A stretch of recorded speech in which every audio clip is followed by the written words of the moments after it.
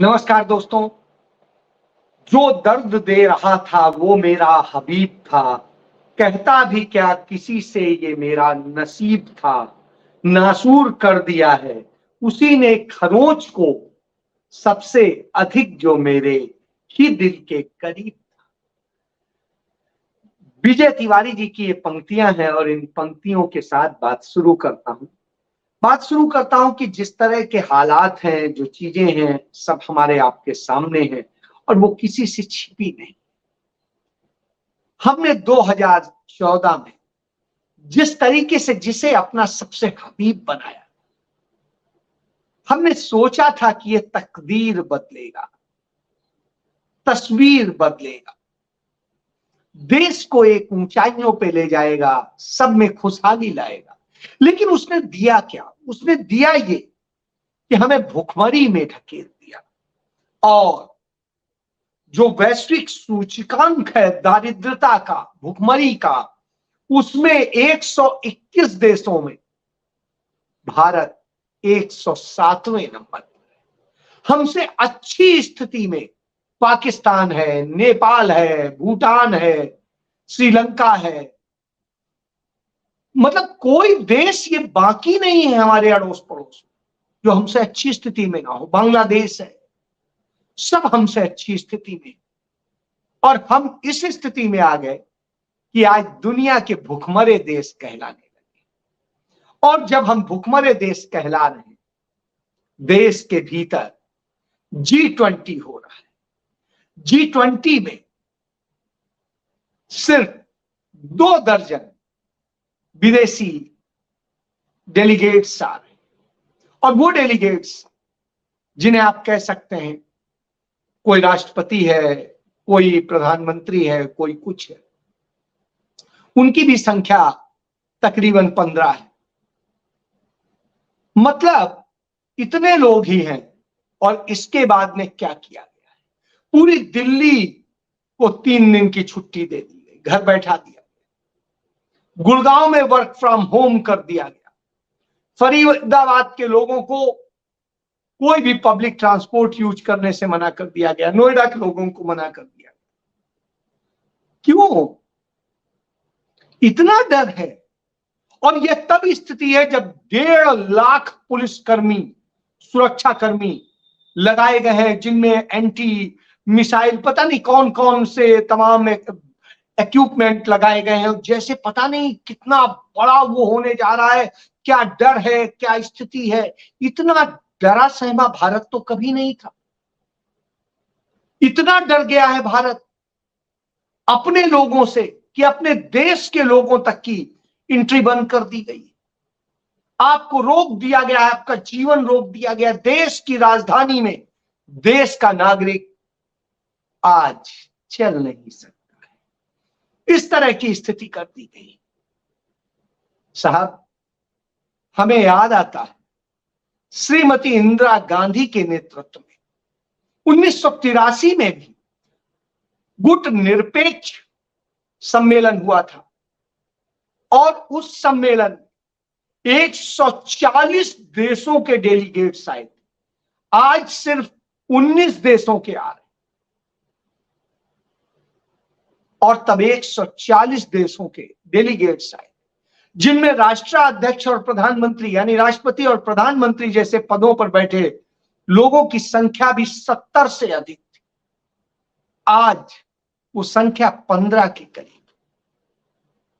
सोचिए, तब यह स्थिति है कि इतनी हैवी सुरक्षा, इतनी वो स्थिति, और ऐसी भुखमरी की स्थिति में भी उन लोगों के लिए सोने के, चांदी के बर्तनों में उन्हें भोजन कराया जाएगा, उनको रईसी दिखाई जाएगी और गरीबों को कैसे छिपा जाए, झुग्गी झोपड़ी, और उधर के लोगों को, बहुत से लोगों को शिफ्ट कर दिया गया है, बहुत से लोगों को बिल्कुल दाब दिया गया है, उधर ऊपर से इस तरह से कर दिया गया है कि वो दिखाई ही ना, यानी कहीं कुछ नहीं। कहते हैं सावन के अंधे को सब हरा हरा दिखता है। वैसी स्थिति करने की कोशिश की गई। तो जब ये हालात हो तो निश्चित रूप से एक बात बनती है कि आप कौन सा भारत बना रहे हैं। हमने इस भारत की तो कभी कल्पना नहीं की थी, सोचा नहीं। ऐसा भारत कोई नहीं चाहता था सिवाय चंद नफरती लोग। और वो नफरती लोग ही आज जब सत्ता में बैठे हो तो यही। इसीलिए राहुल गांधी ने आज ही के दिन पूरे 1 साल पहले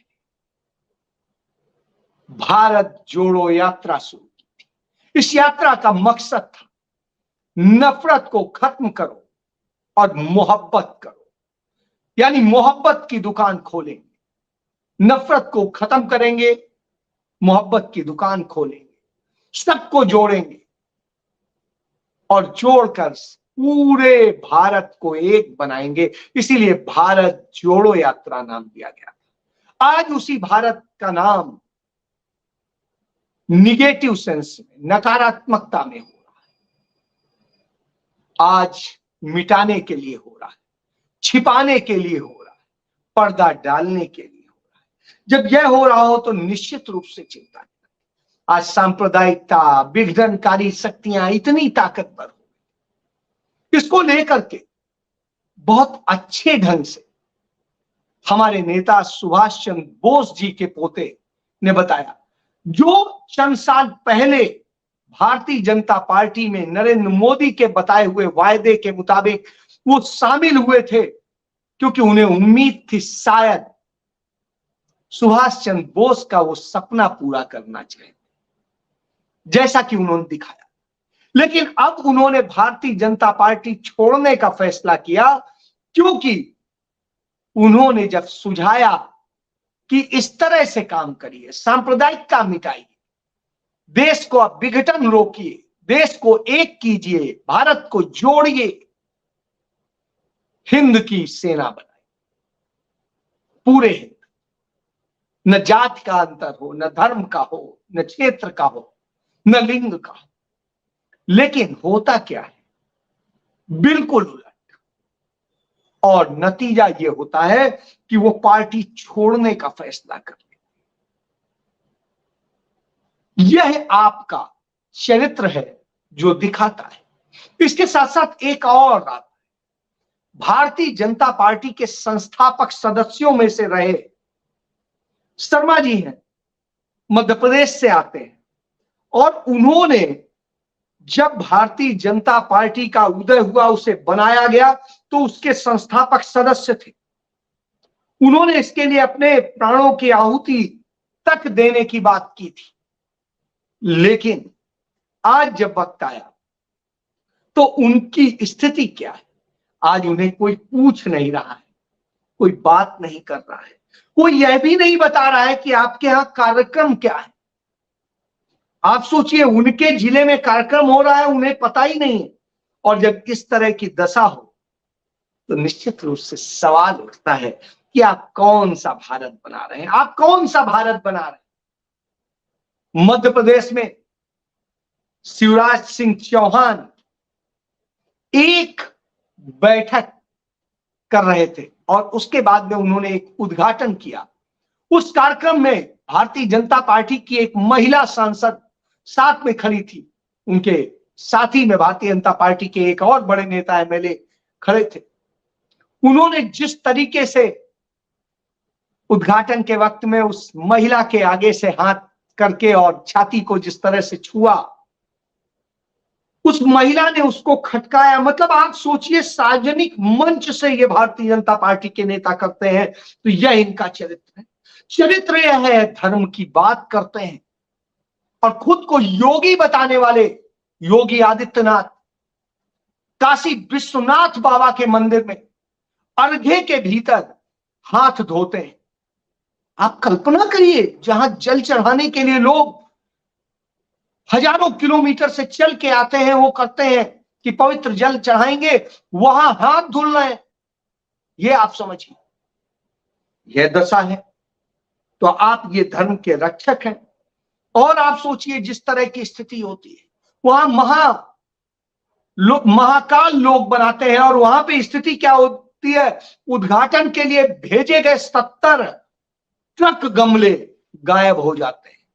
वहां की मूर्तियां इतनी कमजोर ढंग से बनाई जाती हैं, ठेकेदारी इतनी कमजोर होती है कि साहब वो लूट जाती है और वहां लूट बचती है। इसीलिए राहुल गांधी कहते हैं कोई जाति कभी नीच नहीं होती, कर्म नीच होते हैं।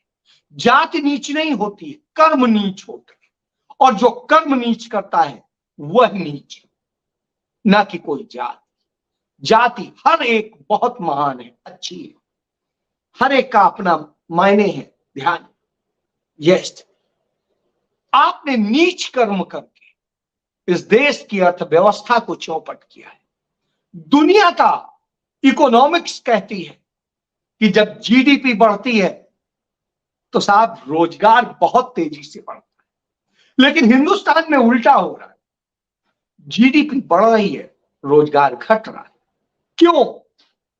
क्योंकि ये छद्म जीडीपी बढ़ रही है, ये कर्ज के बूते बढ़ रहे हैं, ये फ्रॉड के बूते बढ़ रहे हैं।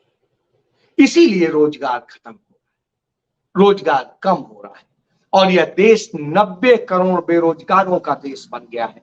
दुनिया की सबसे बड़ी बेरोजगार आबादी भारत में, सबसे बड़ी भुखमरी आबादी भारत में। यह हालत कर दी है पिछले 9.5 साल में इस भारत की, जिस भारत का आप नाम लेते हैं, जिस भारत के प्रधानमंत्री और राष्ट्रपति होने की आप बात करते हैं। तो यह आप समझ, हालात ये हो गए हैं कि आप जिन्हें लेके आए, दुनिया के एक अच्छे इकोनॉमिस्ट में माने जाते हैं बिलाल आचार, उन्होंने चंद वक्त आपके यहां काम करके इस्तीफा दे दिया डिप्टी गवर्नर के पोस्ट से आरबीआई। क्यों? उन्होंने कहा मैं क्या करूं, यहां जब सरकार अर्थव्यवस्था और दूसरी चीजों को सुधारना ही नहीं चाहती बल्कि उन्हें खुद बर्बाद करना चाहती, और जब यह स्थिति हो तो आप समझिए, क्योंकि ये सरकार छेड़छाड़ करती है। जैसे मध्य प्रदेश में सांसद रीति पाठक के साथ में वहां के विधायक ने किया।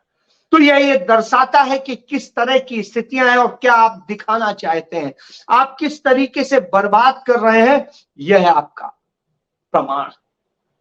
यही वजह है कि आज पूरी दुनिया में राहुल गांधी को लोग पूछ रहे हैं, क्योंकि एक अकेला किसी को नहीं चाहिए, किसी को नहीं चाहिए जो खतरनाक है, जो बर्बाद करता है, जिसे डिस्ट्रॉयर कहते हैं। तो साहब वो नहीं चाहिए, सभी को चाहिए बनाने वाला, सभी को चाहिए जोड़ने वाला। और हमें गर्व है, आज ही भारत जोड़ो यात्रा शुरू हुई थी और आज ही राहुल गांधी ब्रुसेल्स में यूरोपियन यूनियन के सांसदों के साथ में संवाद करेंगे, वहां पर वो चर्चा करेंगे, और उनकी चर्चा अपने आप में बड़ी चीज है। और वो अपनी चर्चा में जो जो चीजें कहने वाले हैं, बताने वाले हैं, वह भी है वो भारतीय जनता पार्टी को हिलाए हुए, क्योंकि भारतीय जनता पार्टी G20 के नाम पर अपने नेता नरेंद्र मोदी को भारत भाग्य विधाता दिखाना चाहिए। भारत भाग्य विधाता, भारत का वो नौकर जो खुद कहता है मैं सबसे पहला नौकर हूं, जो कहता है मैं प्रधान नौकर हूं, वो खुद को भारत भाग्य विधाता बताता है। यह भारतीय जनता पार्टी के ट्विटर हैंडल से ट्वीट होता है। तो आप समझिए, इसका मतलब है बगैर स्वीकृति के वहां कुछ नहीं होता है।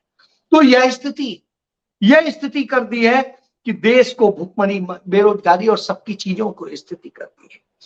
अब यूपी की बात करेंगे। यूपी के डिप्टी सीएम केशव मौर्य दलित समुदाय के लोगों की जमीनें हड़प रहे हैं और इसको लेकर शिकायतें आ रही हैं सामने।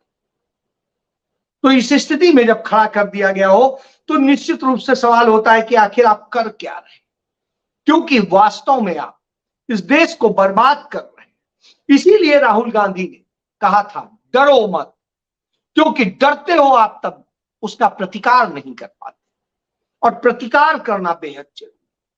इसीलिए उन्होंने भारत जोड़ो यात्रा की थी, सबको जोड़ने के लिए।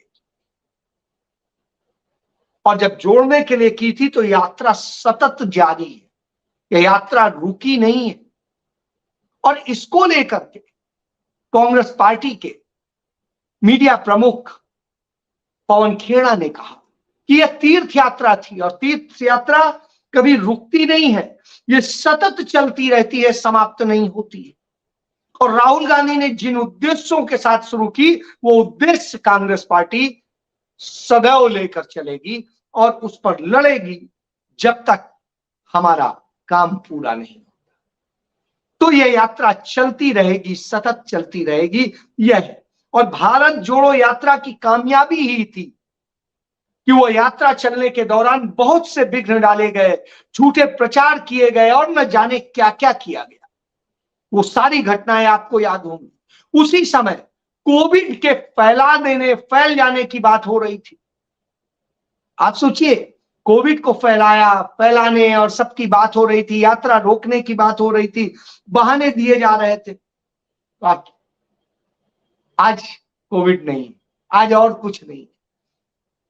जब अमेरिका के राष्ट्रपति की पत्नी को कोविड हो चुका है, वो उससे पीड़ित हैं, वो उनके साथ रहते हैं और आज स्थिति है वो आने वाले हैं, और जब आने वाले हैं ऐसी स्थिति में भी आपको कोविड का डर तब था जब राहुल गांधी यात्रा कर रहे थे। यह बताता है कि राहुल गांधी जो मोहब्बत की दुकान खोल रहे थे उससे आप डरते हैं, क्योंकि वो सांप्रदायिकता मिटाती। वो 4081 किलोमीटर चलती है, 145 दिन चलती है, 12 राज्यों में और 2 यूनियन टेरिटरी में चलती है, और उसके बाद भारत के एक बड़े हिस्से को जोड़ती है, कन्याकुमारी से कश्मीर। इसको लेके फारूक अब्दुल्ला साहब ने कहा था, शंकराचार्य जी के बाद में राहुल गांधी दूसरे शख्स हैं जिन्होंने कन्याकुमारी से कश्मीर तक की यात्रा की। अब तो राहुल गांधी लद्दाख की भी यात्रा कर चुके हैं, पैदल भी, बाइक से भी और सभी तरीके से। तो आप समझिए, अब जो दूसरी यात्राएं हैं वो भी चल रही हैं, लगातार चल रही हैं, कभी किसी मुद्दे को लेके, कभी स्टूडेंट्स को लेके, कभी किसी के भविष्य को लेके, कभी सब्जी विक्रेताओं को लेके, कभी किसानों को लेके, कभी महिलाओं को लेके। हर किसी की चिंता है, यही वो यात्रा है और वो चिंता होनी भी चाहिए, क्योंकि हमारे प्रधानमंत्री नरेंद्र मोदी को किसकी चिंता है? उन्हें सिर्फ अपनी चिंता है, अपनी सत्ता की चिंता है, और उसके लिए वो कुछ भी करते हैं, ड्रामे करते हैं, स्वांग रचते हैं, इवेंट करते हैं, और वही इवेंट G20 है। क्योंकि सामान्य तरह से भी हो सकता था, लेकिन देश का अरबों रुपया खर्च करके जो ये किया जा रहा है वो इसलिए किया जा रहा है क्योंकि हमें दिखावा करना है, हमें अपने देश में मूर्ख बनाना है, ये कहना है विश्व गुरु। वास्तव में वो सब हंस रहे हैं, ये विश्व गुरु, ये उल्टा हम इसे मूर्ख बना रहे हैं। वो तो ये सोच रहे हैं, वो सोच रहे हैं किस तरह की स्थितियां आपने पैदा करी। हम आपको सिर्फ वाहवाही करके और आपसे सब काम करा लेते हैं, भारत सरकार से तमाम चीजें लाभ ले लेते हैं और भारत ठगा रह जाता है। तो आप अपने लाभ के लिए, अपनी ब्रांडिंग के लिए देश को ठगवा रहे हैं। लेकिन राहुल गांधी कदम कदम चल के, हर तरीके से अपने शरीर को, अपने धन को, अपने पैसे को, सब कुछ खर्च करके, अपनी सदस्यता तक दांव पर लगा के सच के लिए लड़ते हैं।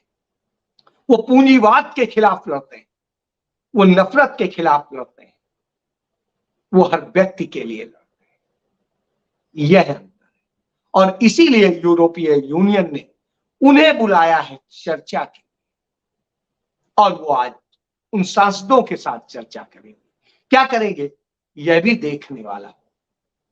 इसलिए भारत भाग्य विधाता कौन है यह समझने की जरूरत है। कम से कम मदारी तो नहीं हो सकता। भारत भाग्य विधाता असली व्यक्ति होता है, ईमानदार व्यक्ति होता है, सच्चा व्यक्ति होता है, निर्मल हृदय होता है, दूसरों का दर्द समझने वाला होता है और अपने दर्द को भूलने वाला होता है, जैसे राहुल गांधी। जय।